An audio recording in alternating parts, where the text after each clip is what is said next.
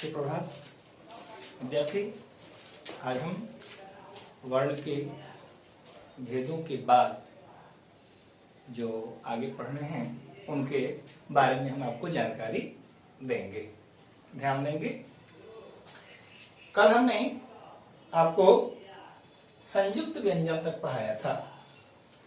संयुक्त व्यंजन में उसकी परिभाषा और उदाहरण समझाए थे। आप ध्यान देंगे, उससे हम आगे बताने जा रहे हैं। कल जो छ, प्र, ज्ञ और स्र, इन्हें संयुक्त व्यंजन कहा जाता है। ये संयुक्त व्यंजन हैं। इसमें आगे हम ये भी चर्चा किए थे कि कुछ लोग इसे भी संयुक्त व्यंजन कर लेते हैं, इसे भी संयुक्त व्यंजन कह देते हैं।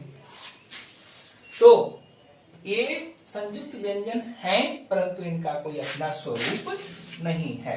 परिभाषा के अनुसार तो उदाहरण सही है, परिभाषा के अनुसार उदाहरण सही है, परंतु वास्तविक में इनका जो स्वरूप है वैसा स्वरूप इनका नहीं है। ये वर्ण में अकेले जो स्थान इनका जिस तरह का है, जिस तरह ये महत्वपूर्ण है, वैसे ये नहीं आते।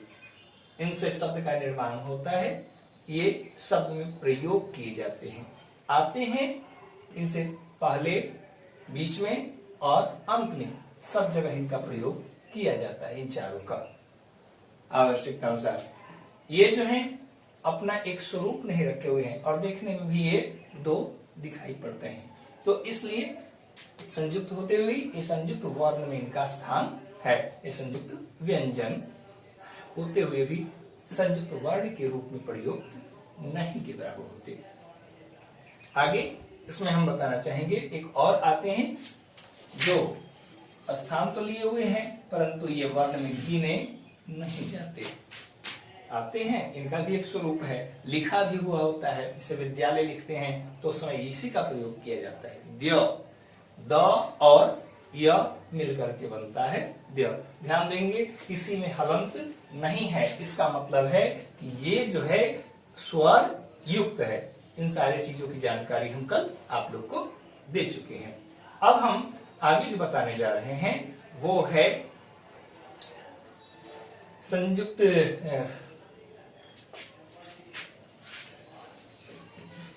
अनुस्वार और विसर्ग के बारे में, और जो अन्य वर्ण हैं उनकी, इनके बारे में जान लें। उसके बाद और आगे हम चर्चा करेंगे। तो इन्हें हम हटाते हैं और अब आपको जानकारी देते हैं। अनुस्वार और विसर्ग को भी वर्ण में स्थान है, और ये ध्यान देने की चीज है।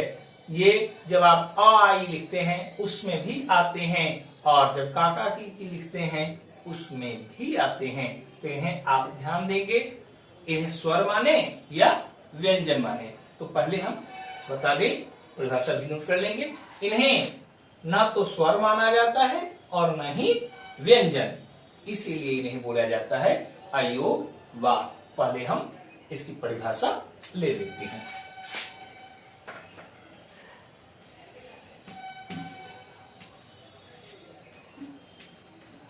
अयोग वा, अ यो ग वा ह। यहां ध्यान देंगे, य नहीं, कुछ लोग लिख दिया करते हैं इसे अयोग्य वाह। तो ध्यान देंगे, यह गलत है। अयोग्य मतलब किसी योग्य नहीं। योग का मतलब होता है यहाँ पे योग, जो हम परिभाषा लिखाने के बाद और अच्छी तरह से समझाएंगे। तो ध्यान देंगे, परिभाषा नोट करेंगे। जो वर्ण न तो स्वर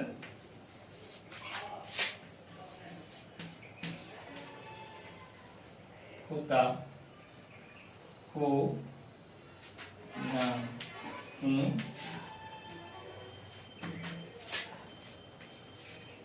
व्यंजन।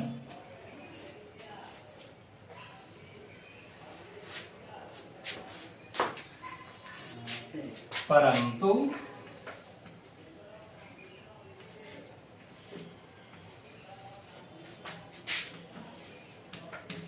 दोनों के साथ समान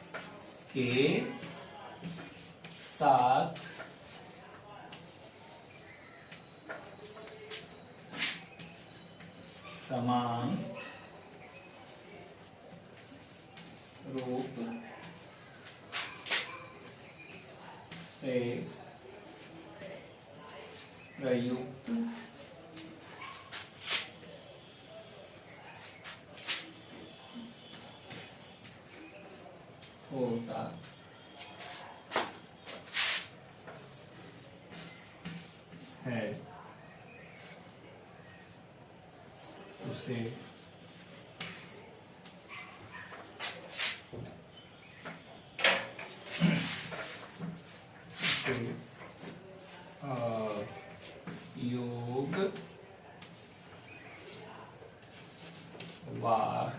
होता है उसे योग वार वर्ण कहते हैं।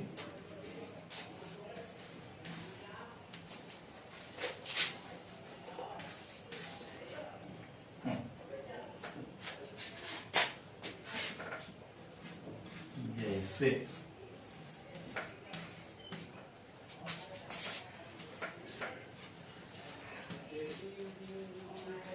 अनुस्वार,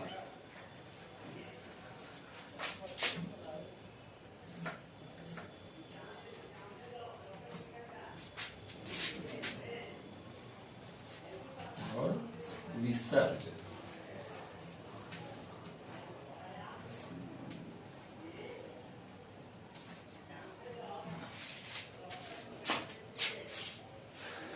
ध्यान देंगे ये सिर्फ दो। फिर से ध्यान देंगे, जो वर्ण न तो स्वर हो न ही व्यंजन, परंतु दोनों के साथ समान रूप से प्रयुक्त होता है, उसे अयोगवार वर्ण कहते हैं। अब पहले इसका अर्थ समझ लेंगे, परिभाषा खुद ब खुद समझ में आ जाएगी। अयोगवार, ध्यान देंगे इसमें जो है दो वर्ण हैं, दो शब्द हैं, एक अयोग और दूसरा होता है वार।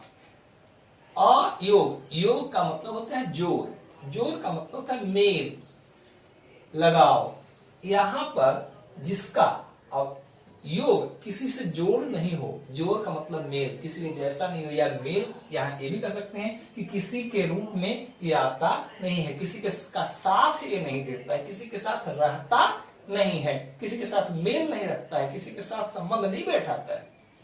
और वाह का मतलब होता है वहन करना, आगे बढ़ना, चलना, यानी किसी के साथ में जो चलता नहीं है, फिर भी चलते हुए भी चलता भी है और नहीं चलता है। अब इसमें हम कहेंगे कि ये क्या है भाई, हम समझ में नहीं आ रहा है।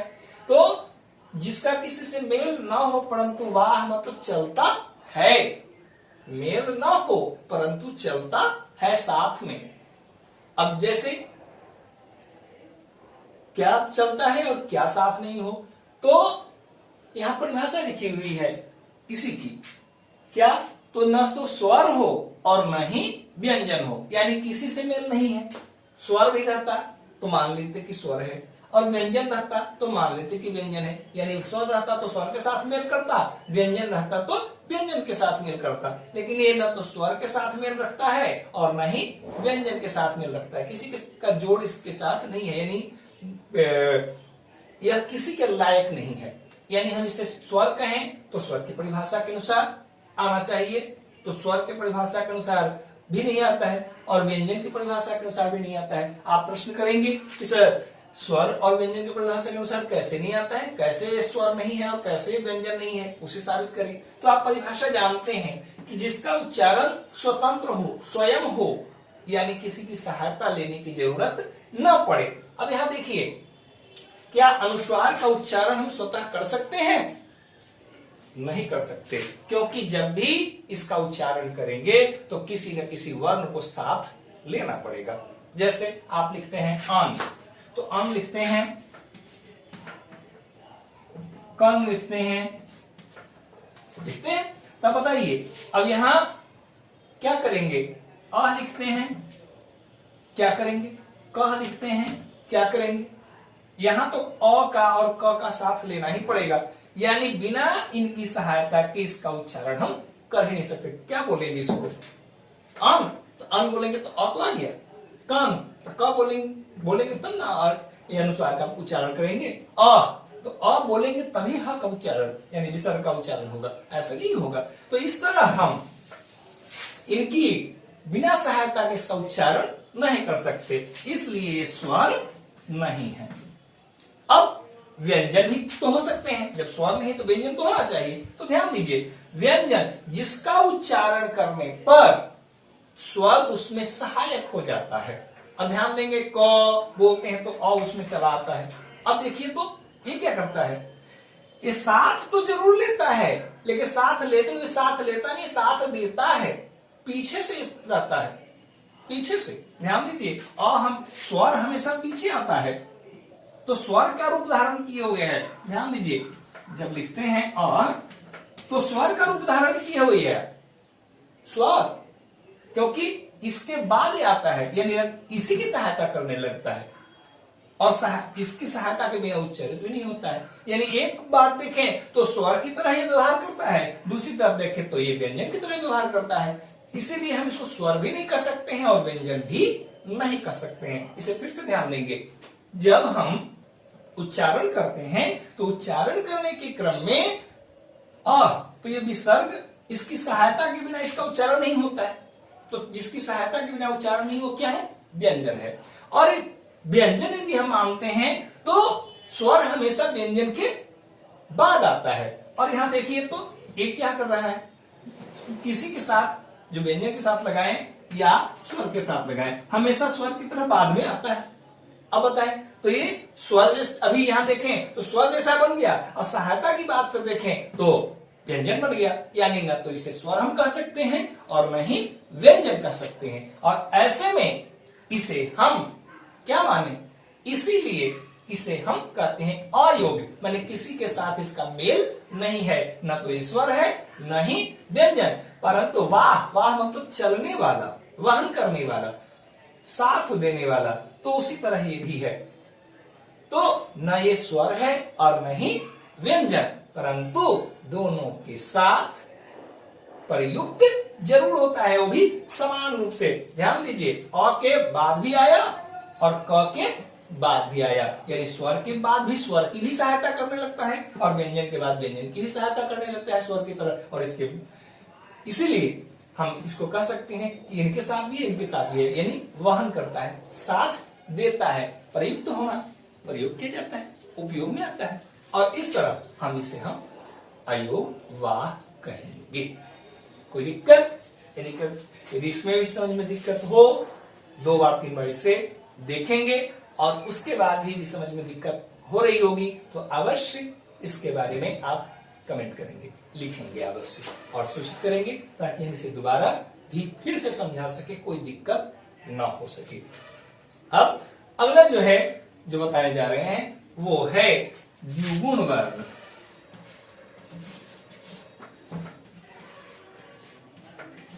द्विगुण वर्ण आप किताब देखेंगे, शायद आप किताब देखेंगे, उसमें इसका जिक्र नहीं किया गया, लेकिन हम समझते हैं इसे बता करके ही हम आपको पूर्ण रूप से इसकी जानकारी, अर्थात वर्ण के पूर्ण रूप की जानकारी हम इसे बताकर ही दे सकते हैं। इसीलिए हमने इन दोनों को भी आप के परिभाषाओं में हमने समाहित कर दिया है, जोड़ दिया है।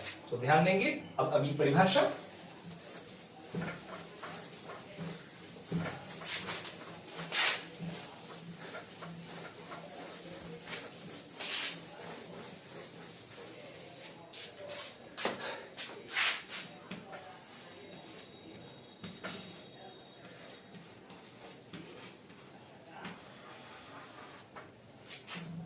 द्विगुण, द्वि द में व लगाया हुआ है, द्विगुण, द्विगुण।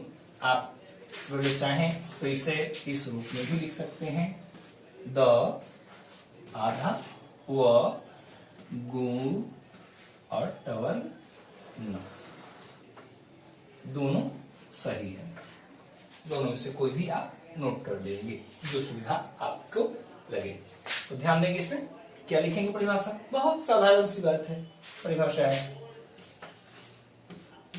दो गुणों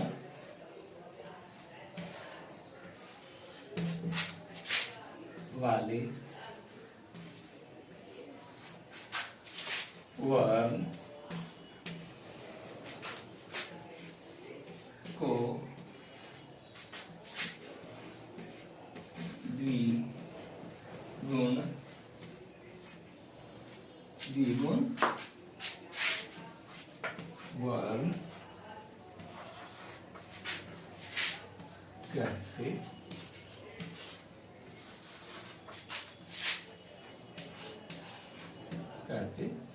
हैं। जैसे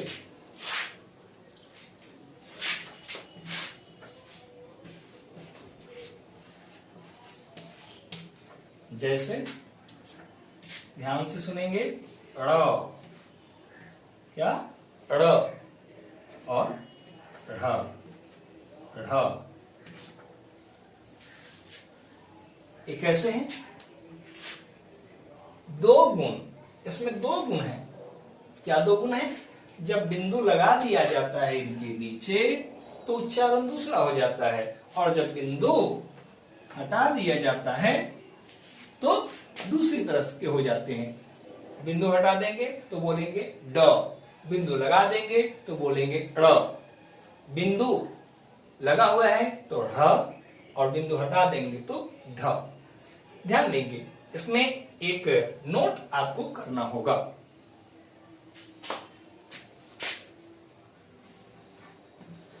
ध्यान दें, क्या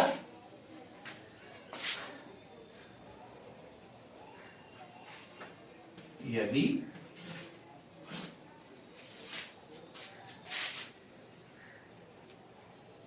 यदि बिंदु युक्त लिख देते हैं, बिंदु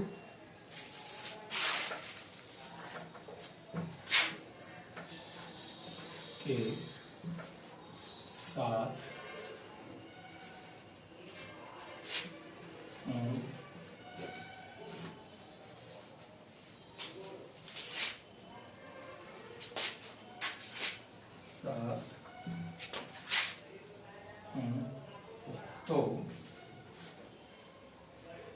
तो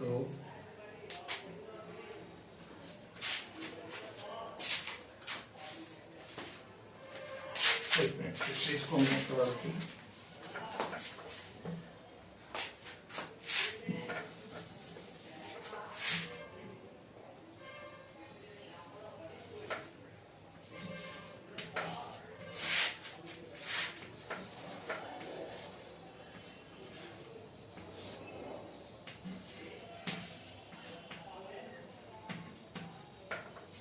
यदि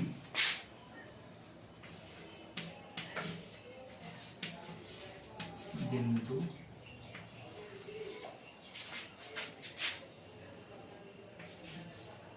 के साथ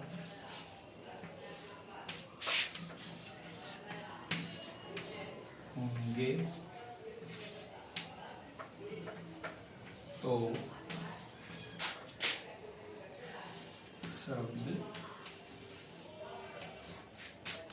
शब्द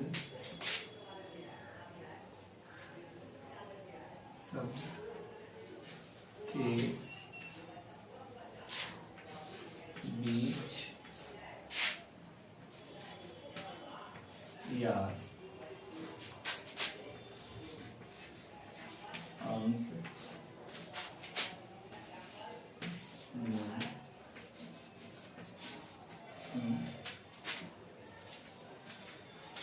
अंत में है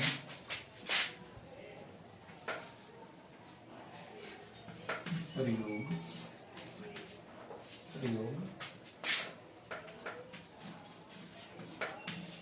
होते हैं।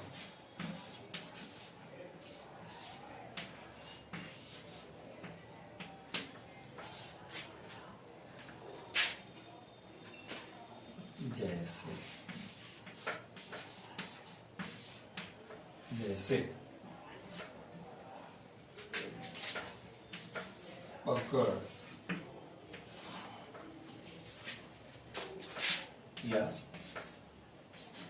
सड़क, ये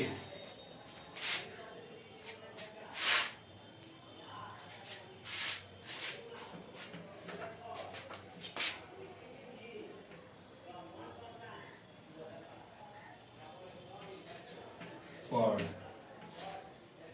या पढ़ना। लेकिन जब बिंदु से युक्त नहीं होंगे तो ये कहीं भी प्रयोग किए जा सकते हैं। जैसे देखें,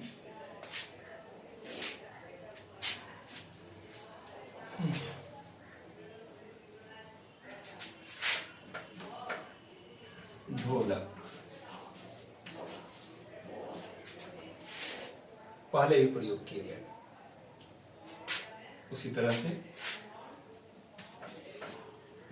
डमरू, एक मिनट इसको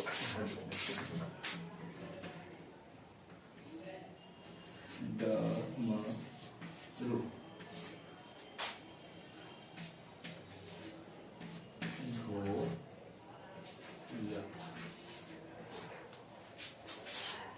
इस तरह ये पहले भी प्रयोग किए जा सकते हैं, बीच में भी प्रयोग किए जा सकते हैं और अंत में प्रयोग किए जा सकते हैं। परंतु ये ड़ का जब भी प्रयोग किया जाएगा, जब भी प्रयोग किए जाएंगे ढ, तो ये बीच में या बाद में, अंत में आ सकते हैं, पहले नहीं आ सकते। इसीलिए जैसे ये देख सकते हैं, ये सिर्फ दो ही होते हैं। एक कभी बिंदु युक्त हो जाते हैं, कभी बिंदु विहीन हो जाते हैं। विहीन हो जाते हैं तो ड, और बिंदु युक्त होते हैं तो ढ, र। इस तरह आप फिर से ध्यान देंगे, बिंदु युक्त होने पर ड़, बिंदु हीन होने पर ड, फिर बिंदु युक्त होने पर ह, और बिंदु हीन होने पर ढ। इस तरह से आप ये भी दे सकते हैं। इसे विशेष रूप से नोट कर लेंगे, क्योंकि आपको एक विशेष रूप से ध्यान दिलाते रहेंगे। अब हम इन सब का इसकी जानकारी देने के बाद अब हम आगे जो बताने जा रहे हैं, ओ वर्णों के विभिन्न प्रयोग। ओ विभिन्न प्रयोग के अंतर्गत आपको सबसे मुख्य जो है वो है र का प्रयोग। हम लेंगे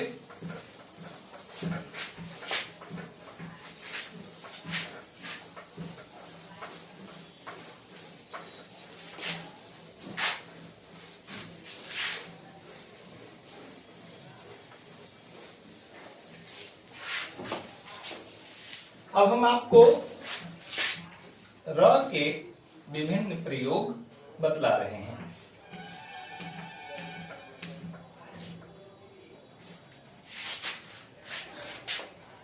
विद्यार्थी, र का प्रयोग जो होता है वह अक्षरों में उचित अवसर के अनुकूल, जैसा अवसर होता है, जैसी जरूरत होती है, उसके अनुसार इसका रूप भी बदल जाता है। पूर्ण भी होते हैं, पूर्ण रूप में भी आते हैं और अपूर्ण रूप में भी आते हैं। पूर्ण रूप में किस तरह होते हैं और अपूर्ण रूप में किस तरह होते हैं, उनकी चर्चा हम इसमें करने जा रहे हैं। उन्हें आप ध्यान से सुनेंगे और देखेंगे। पहली बात, र का जो प्रयोग होता है वो सामान्य शब्दों में ज्यों का त्यों जो आप देख रहे हैं इसी रूप में इनका प्रयोग किया जाता है। परंतु एक बात और आती है इसमें कि इनका अर्ध रूप क्या होता है, तो ध्यान देंगे र जब प्रयोग किए जाते हैं तो क्या अर्ध रूप ही होते हैं या पूर्ण रूप होते हैं, उन्हें आप इस रूप में देखेंगे। ये जब हलंत लगा करके भी र का प्रयोग करते हैं और जब हलंत हटा करके भी र का प्रयोग करते हैं। आपको इसके विभिन्न रूपों को पहले हम शब्दों के माध्यम से दिखला दें। पहले ध्यान देंगे तब हम इसके बारे में जानकारी देंगे।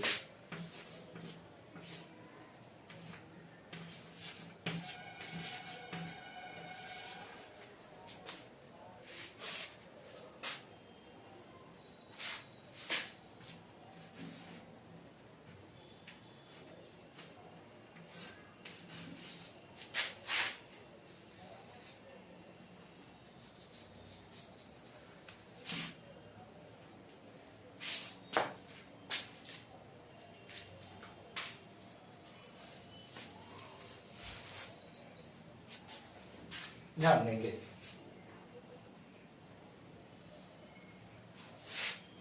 इन दो उदाहरणों से हम आपको इनके प्रयोग के बारे में बता रहे हैं। एक चीज और इससे थोड़ा सा हट करके,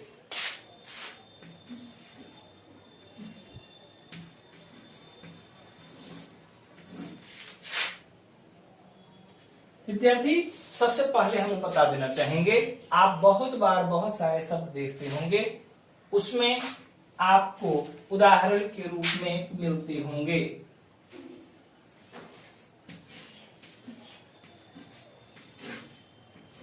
कई जगह लिखा हुआ, आपको लगता होगा कि इसमें कौन सा सही है, बड़ा है, आधा है और कौन सा पूरा है। आप जान लें कि नीचे वाला भाग जो होता है किसी भी शब्द में यदि एक जैसा या दो तरह का मिले और उसमें जब कोई ऊपर हो और उसी तरह के वर्ण नीचे आते हो तो आप जान लें जो बाद वाला होता है। जैसे एक और उदाहरण से देख लें,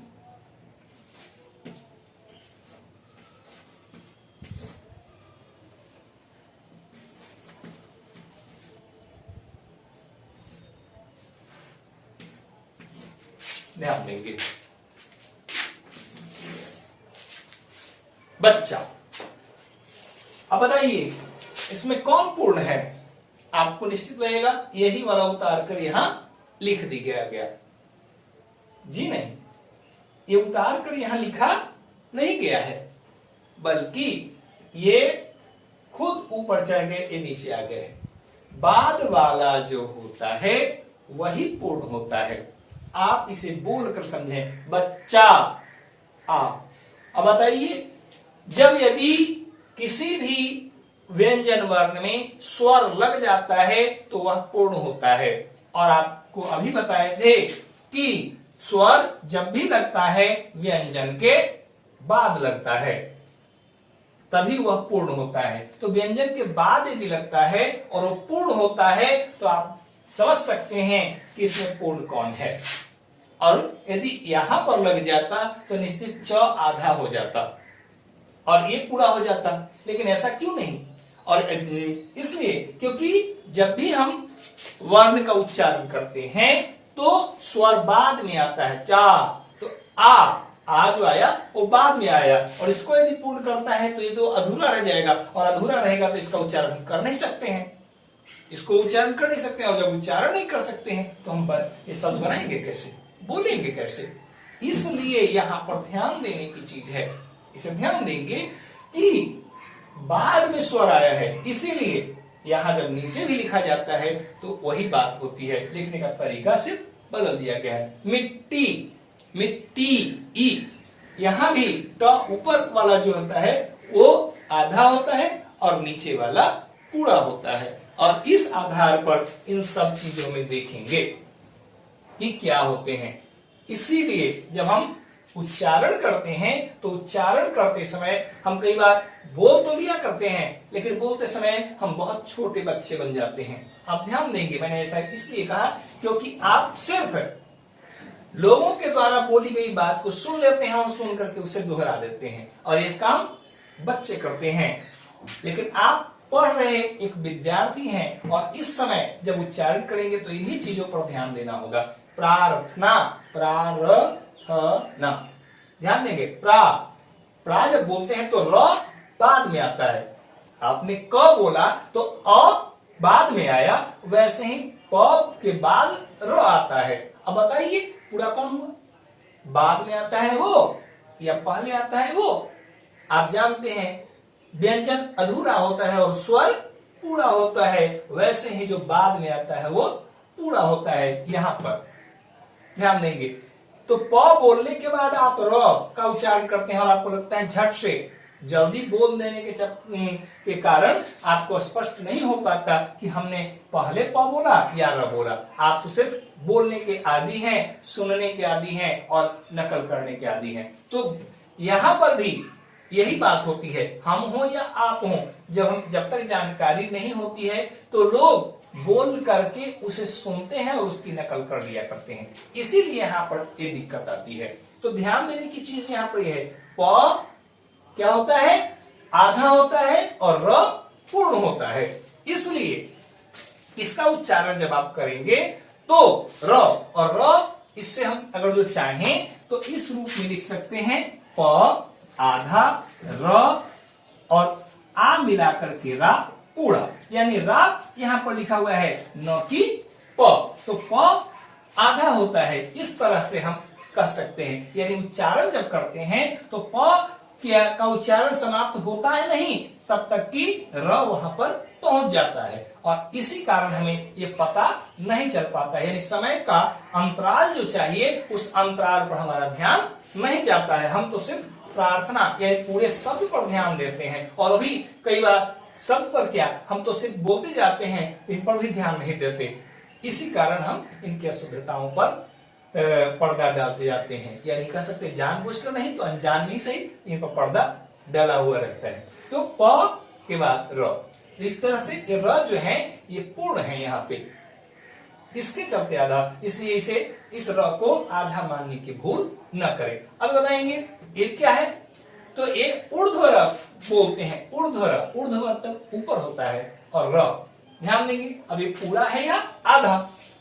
ध्यान देंगे ये जो र है यह आधा है। कैसे आधा है उस पर ध्यान देंगे। जब हम आप लिखवाते हैं प्रार्थना तो यहां पर ये जो र है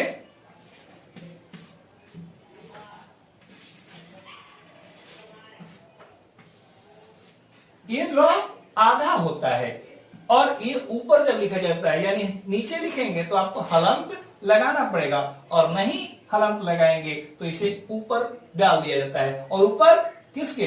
इसके ऊपर। यहां भी आप समझे तो यही वाली बात हुई।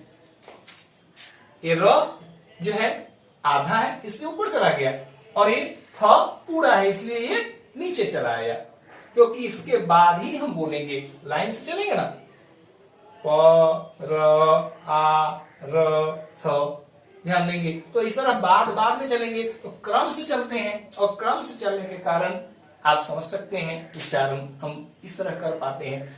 और यही कारण है कि र को ऊपर रख लिया जाता है, यानी क्रम हम दे देते हैं और क्रम देकर उच्चारण करते हैं। तो इसलिए र जो है इसका अर्ध रूप हुआ। अर्ध रूप में ये ऊपर चला जाता है और उसके बाद इस रूप में आता है।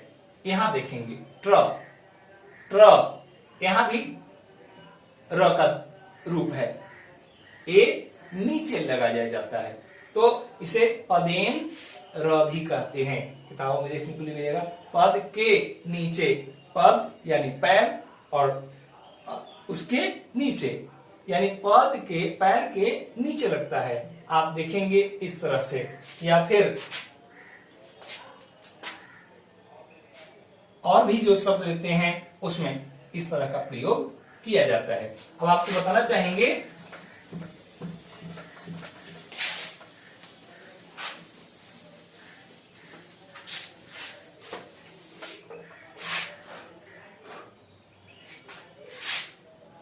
जब र का प्रयोग किया जाए तो खड़ी पाई में पदेन र का प्रयोग किया जाता है।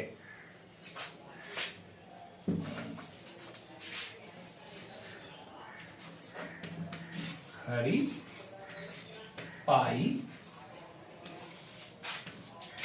वाले वर्ण में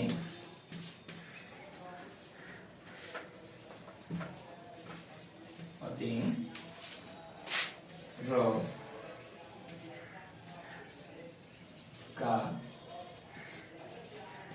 प्रयोग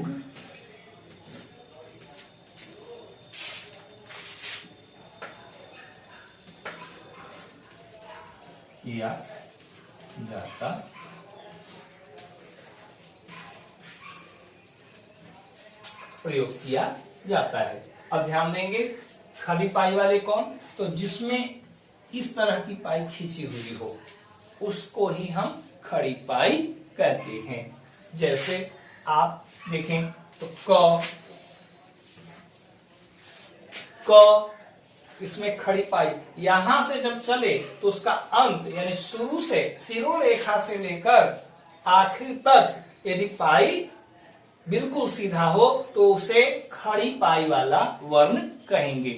शिरोरेखा से लेकर के आखिर तक अंत तक बिल्कुल सीधा उतरे उसी रेखा यानी सीधी रेखा वाली यानी शिरोरेखा से लेकर नीचे की ओर जहां उसका अंत हो वहां तक यदि सीधी रेखा ही होती है तो वो खड़ी पाई वाली होती है।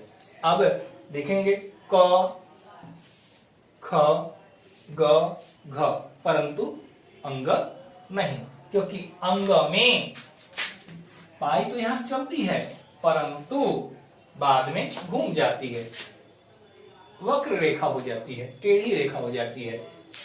उसी तरह से आप लिखते हैं ट ठ ड घ, तो इसमें जो है सो कि ट ठ ड ढ में भी खड़ी पाई नहीं होती।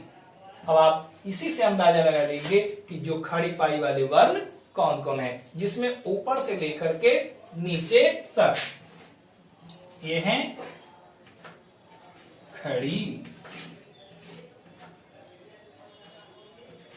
पाई और ये खड़ी पाई नहीं है।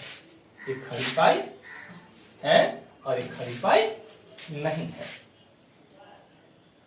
एक खड़ी पाई वाले वर्ण है और एक खड़ी पाई वाले वर्ण खड़ी पाई नहीं।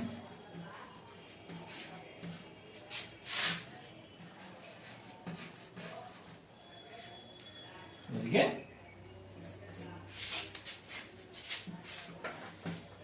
इस तरह हम इसको देख सकते हैं और समझ सकते हैं। इसमें जितने भी वर्ण आते हैं उस सब में र के प्रयोग पर ध्यान देंगे। हाँ, यदि खड़ी पाई है तो खड़ी पाई यदि रहेगी तो खड़ी पाई यदि होगी तो उसमें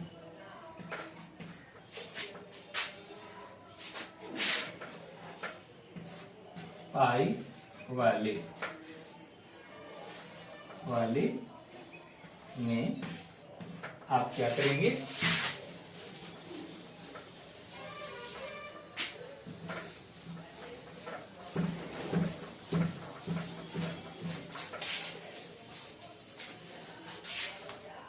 खड़ी पाई वाले में क्या करेंगे आप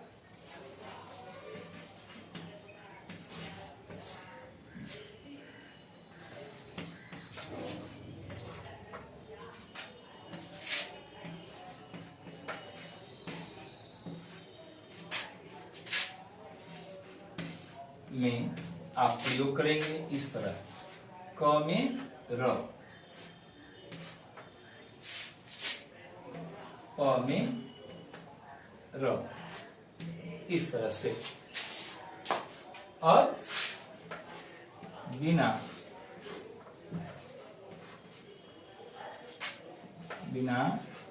खड़ी पाई वाले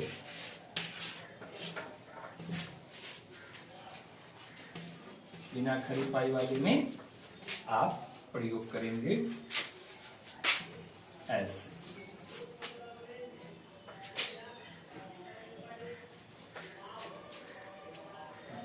ऐसे और इस तरह आप इसका प्रयोग जानेंगे कि कहां पर प्रयोग किया जाता है। एक और है, जब अर्ध हो, र अर्ध अर्थात आधा हो, तो उसमें ऊर्ध्व र का प्रयोग करते हैं। वो ऊर्ध्व र जो है, आपको इसमें लिख देते हैं, ऊपर वाला र, ध्यान देंगे आधा।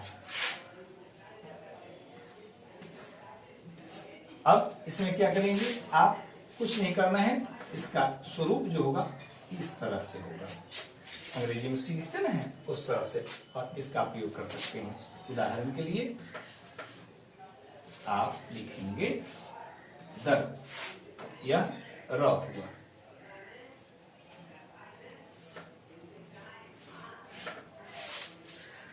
और इस तरह इसका प्रयोग आप जानेंगे। शेष जो है अगले पार्ट के साथ हम मिलेंगे अगली बार। तब तक के लिए